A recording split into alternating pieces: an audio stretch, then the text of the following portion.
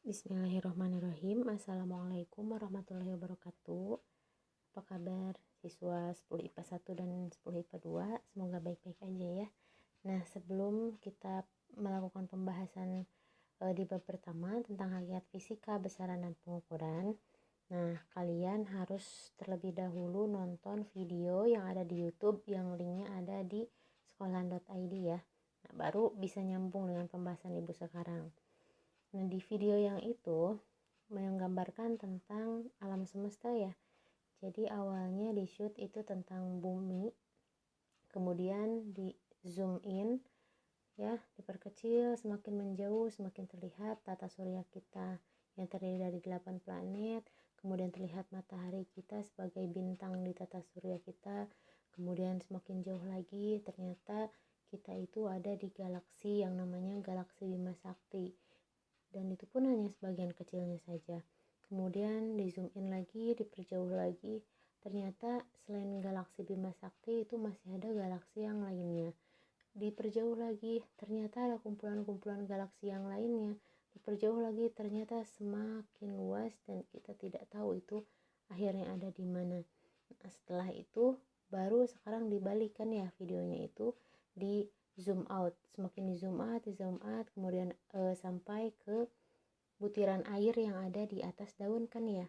Nah, di situ di zoom out, kemudian dapat kita lihat di situ ada susunan atom. Atom itu adalah penyusun paling kecil pada materi atau pada benda. Dan di situ ada gambar ya, gambar atom, strukturnya. Coba kalian perhatikan apa yang dapat kita amati. Struktur yang paling kecil penyusun benda, strukturnya itu diperbesar hingga ribuan kali, bahkan mungkin jutaan kali lipat. Sesuatu yang sangat kecil itu strukturnya ternyata sama dengan struktur di galaksi ya, di alam semesta. Padahal alam semesta itu sesuatu yang sangat besar, sementara atom itu adalah sesuatu yang sangat kecil. Tapi kenapa bisa strukturnya itu bisa sama gitu? Kenapa? Kalau kita sebagai orang Islam pasti tahu jawabannya. Karena yang menciptakannya adalah zat yang sama, yaitu Allah. Tidak mungkin zat yang lain yang menciptakannya. Tidak mungkin tercipta secara kebetulan ya. Gak mungkin dong kebetulan. Secara ini sesuatu yang sangat kecil kok bisa sama dengan sesuatu yang sangat besar di alam semesta gitu. Pasti itu bukan kebetulan, tapi memang sudah ada yang menciptakan. Siapa yang menciptakan? Ya kalau kita kenal itu sebagai Allah ya, sebagai orang muslim. Untuk yang non muslim mungkin sambil pengetahuan umum saja ya, seperti itu. Nah, kemudian apa sih maksudnya saya membahas itu? Saya pengen dari pembelajaran fisika ini kita bukan hanya belajar rumus, bukan hanya menghafal gitu ya, walaupun memang ada rumus, ada hafalan, tapi lebih dari itu saya inginnya dengan mempelajari fisika mendekatkan kita dengan Allah gitu ya, mengingatkan kita akan kematian gitu. Jadi ibu pengen pembelajaran fisika kita itu menyenangkan, dimulai dari fenomena-fenomena alam yang ada di sekitar kita. Yaitu seperti yang ada di gambar yang ibu tampilkan ya, ada gambar bumi, kemudian ada gambar itu fenomena apa, tornado, kemudian ada gambar penimbang berat badan ya, bukan berat badan sih, massa badan, kemudian ada neraca. Nah, itu lingkup fisika di situ. Yang masuk ke materi ya, tentang hakikat fisika. Apa sih fisika itu? Nah, jadi berdasarkan penjelasan yang tadi bisa diambil kesimpulan bahwa secara umum fisika merupakan ilmu alam atau sains yang mempelajari gejala alam yang tidak hidup atau materi dalam lingkup ruang dan waktu. Nah, fisika itu adalah ilmu eksperimental. Nah, jadi fisika itu belajar yang tidak hidup, kalau biologi yang hidup ya. Nah, kayak gitu.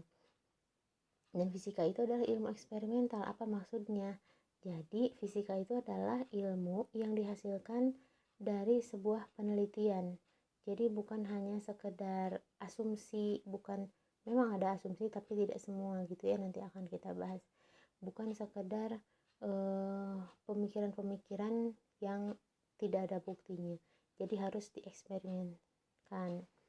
Kemudian ini harus kita catat, tidak ada teori akhir yang dianggap benar selamanya, karena teknologi dan ilmu pengetahuan terus berkembang. Nah, jadi semua teori yang kita pelajari itu bisa jadi akan berubah setiap waktu. Kenapa? Karena memang teknologi dan ilmu pengetahuan itu terus berkembang. Contohnya, zaman dulu itu belum ada lampu, terus sekarang ada lampu. Kemudian belum ada HP Android, sekarang ada HP Android. Jadi teknologi dan ilmu pengetahuan itu selalu berkembang, maka itu mengakibatkan teori juga pasti akan ada perubahan gitu. Tidak selamanya hukum Newton itu dapat digunakan untuk menyelesaikan permasalahan. Bisa jadi suatu saat hukum Newton itu sudah tidak tepat digunakan gitu. Makanya fisika itu ada fisika klasik ya, klasik itu lama, sama ada fisika modern. Dan yang kalian pelajari kebanyakan di kelas 1, kelas 2 itu adalah fisika klasik gitu. Sementara fisika modernnya baru akan kalian pelajari di kelas 3 semester 2 gitu. Ya. Kenapa ada fisika klasik dan fisika modern? Karena itu bukti bahwa teknologi dan ilmu pengetahuan itu berkembang sesuai dengan zaman. Kita lanjut. Nah, hakikat fisika itu terbagi menjadi 3, sebagai sikap, kemudian sebagai produk, dan ketiga sebagai proses. Apa maksudnya? Nah, sebagai sikap, diharapkan dengan mempelajari fisika, kalian itu memiliki sikap seperti ini, sikap ilmiah. Yang pertama, ingin tahu. Kenapa harus punya sikap ini? Karena memang yang namanya ilmu sains harus punya rasa ingin tahu. Kenapa sih? Misalkan apa yang paling umum, kalau Newton kan ceritanya kenapa apel tuh jatuh, katanya kan gitu. Kenapa bulan bisa mengelilingi bumi, kenapa bumi mengelilingi matahari. Kemudian ya hal-hal yang lainnya itu dimulai dari rasa ingin tahu. Maka kita juga harus punya rasa ingin tahu kalau misalkan mau berkembang. Kemudian kedua itu memiliki rasa peduli, ketiga bertanggung jawab, keempat jujur, kelima terbuka, dan keenam adalah bekerja sama. Kemudian yang kedua itu fisika sebagai proses. Nah, yang pertama itu biasanya ketika ada fenomena atau kejadian alam di sekitar kita, nah atau apapun itulah ya yang membuat kita penasaran, kita itu karena ada rasa ingin tahu tadi ya, membuat dugaan atau hipotesis. Kemudian dugaan atau hipotesis tersebut kita buktikan kebenarannya. Gimana caranya? Nah, dengan melakukan pengamatan. Kemudian setelah kita mengamati, kita ukur yang bisa diukur. Setelah kita dapat datanya, kita selidiki lewat penyelidikan. Kita analisis, kemudian kita buat suatu kesimpulan. Setelah ada kesimpulan, maka kita publikasikan. Seperti itu. Nah, di publikasi ini merupakan fisika sebagai produk, ada kaitannya ya. Nah, hasil yang kita publikasikan ini bisa berupa fakta. Fakta itu berarti sesuatu yang nyata, yang ada gitu ya, terbukti. Kemudian kedua konsep, ketiga hukum dan prinsip, keempat rumus. Ini yang paling melekat mungkin ya di fisika itu rumus. Kelima teori, dan keenam itu model. Nah, ini materi-materi fisika itu lingkupnya 6 ini, ada fakta, nanti terus kemudian ada konsep, kemudian ada hukum kayak hukum Newton, hukum Coulomb gitu. Kemudian ada rumus, kemudian 5 ada teori. Nah, teori ini baru sebatas dia menurunkan dari rumus-rumus, sementara kenyataannya dalam kehidupan itu belum bisa direalisasikan. Contoh seperti teori relativitas atau teleportasi misalkan ya. Teleportasi itu kan sebenarnya teori fisika gitu. Hanya saja itu secara teori bisa terjadi, tapi secara praktek karena teknologi mungkin belum berkembang, belum menemukan sesuatu yang mutakhir, makanya belum bisa dibuktikan gitu. Tapi secara teori itu bisa saja terjadi. Kemudian yang keenam itu model. Model itu berarti kayak ini. Sebenarnya kita bisa tahu gambar bumi itu karena model sih sebenarnya ya, dimodelkan. Kemudian kayak tadi gambar galaksi itu model, karena memang tidak ada yang pernah melihat itu secara kasat mata langsung gitu ya. Jadi itu hanya dari pemodelan saja. Nah, lanjut ke subbab yang kedua tentang besaran dan satuan. Apa sih besaran dan apa itu satuan? Besaran itu adalah sesuatu yang dapat diukur dan dinyatakan dengan angka serta dapat dibandingkan antar sesamanya. Nah, itu besaran. Jadi kuncinya adalah dapat diukur, kemudian dapat dibandingkan dengan sesamanya. Jadi kalau misalkan tidak bisa dibandingkan, itu tidak bisa disebut sebagai besaran.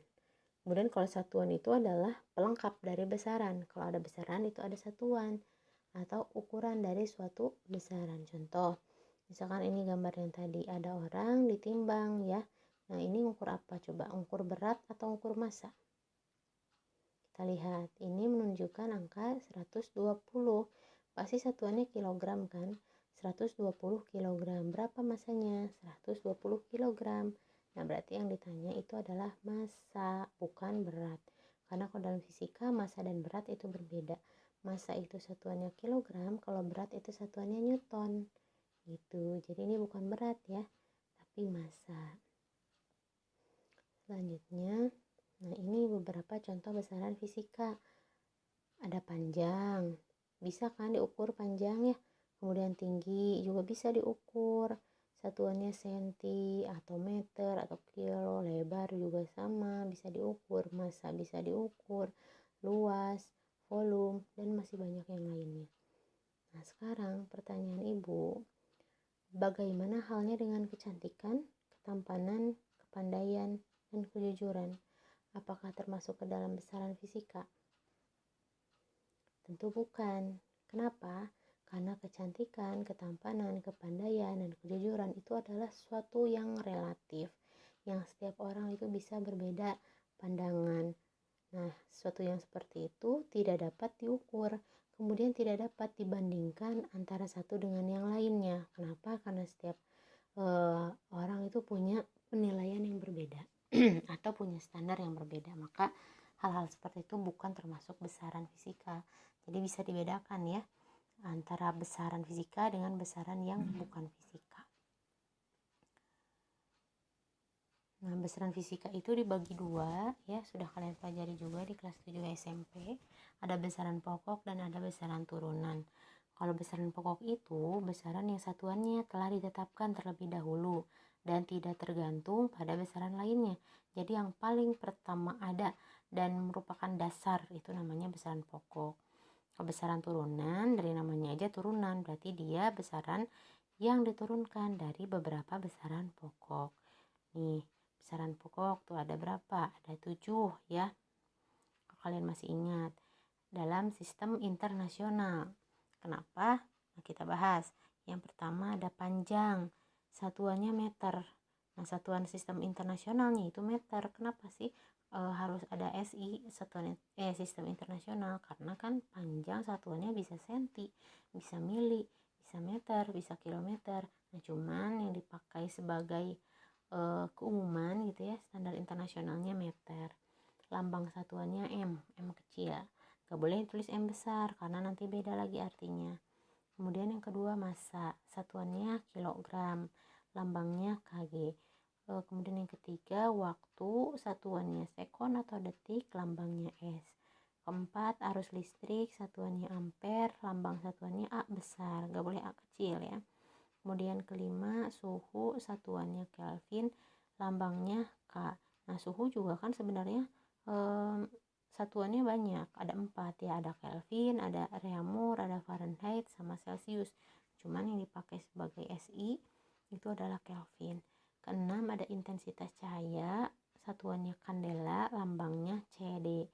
Kemudian jumlah zat yang terakhir ya, satuannya mol, lambang satuannya juga mol. Itu yang kalian pelajari di SMP. Nah, sekarang ada tambahannya sebenarnya. Besaran tambahan. Ada sudut datar dan sudut ruang. Sudut datar satuannya radian, lambangnya rad. Sudut ruang satuannya steradian, lambangnya SR. Nah, sementara untuk besaran-besaran turunan ini contohnya ada luas, kecepatan, percepatan, gaya, energi, tekanan, daya, dan sebagainya. Banyak ya, bukan cuma ini. Nah, kenapa dikatakan turunan tadi? Jadi gabungan dari beberapa besaran pokok. Luas, kita lihat luas itu panjang kali lebar. Panjang, lebar, satuannya meter. Lebar, satuannya meter. Jadi antara meter dengan meter, tuh meter kuadrat atau meter persegi. Kan gabungan dari dua besaran pokok ya. Kemudian kecepatan, meter per sekon satuannya. Meter satuan panjang, sekon satuan waktu. Nah, ini juga kombinasi dua besaran pokok. Kemudian ada gaya, energi, tekanan. Itu juga sama semuanya adalah gabungan dari beberapa besaran pokok. Nah, yang terakhir di pertemuan kali ini Ibu akan bahas tentang dimensi. Apa sih dimensi itu? Dimensi suatu besaran menunjukkan bagaimana cara besaran tersebut tersusun oleh besaran-besaran pokok. Jadi biar tahu gimana sih susunan dari suatu besaran. Nah, dimensi besaran pokok ini memang di awal-awal kalian agak harus menghafal ya tadi tentang besaran pokok. Kemudian ini juga tentang dimensi dari besaran pokok. Kalau panjang, dimensinya itu L. Dari bahasa Inggrisnya length kan ya, L besar, pakai kurung siku. Kemudian ada massa, dimensinya M dari mass, M besar. Waktu dari time, T. Arus listrik, I besar. Suhu itu dibacanya theta ya kalau ada simbol kayak gitu. Kemudian intensitas cahaya itu J. Kemudian jumlah zat adalah N besar. Semuanya huruf besar kalau dimensi. Nah, ini contohnya. Tuh, luas tadi satuannya kan meter persegi ya. Kita perbesar nih. Luas itu satuannya meter persegi. Meter itu tadi panjang berarti kan. Kalau panjang berarti length, berarti L. L-nya L kuadrat. Nah, ini. Oke, sebentar.